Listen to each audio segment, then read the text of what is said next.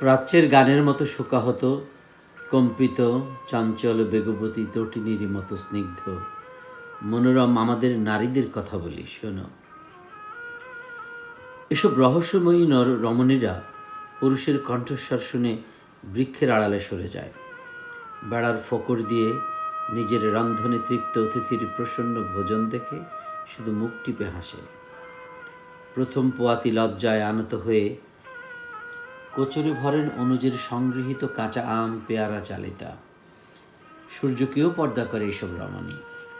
অথচ জোহরা ছিল নির্মম শিকার। সকৃতজ্ঞ লম্পটেরা সঙ্গিনের সুতীব্র চুম্বন গেথে গেছে।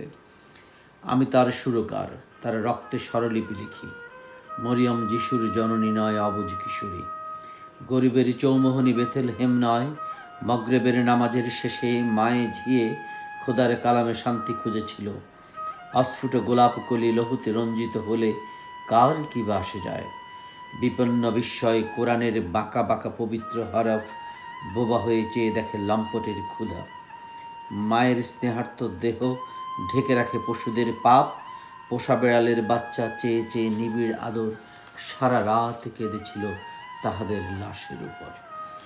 এদেশে যে ঈশ্বর আছেন তিনি নাকি অন্ধ আর বোবা, এই বলে 3 কোটি মহিলারা বেচারাকে গালাগালি করে। জানা ফ্রয়েড এমনকি খোয়াবেও প্রেমিকারা আসে না সহজ পায়ে চপল চরণে।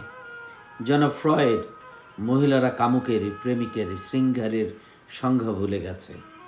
রকেটের প্রেমে ঝরে পড়ে গেছে ভিক্টোরিয়া পার্কের গির্জার ঘড়ি।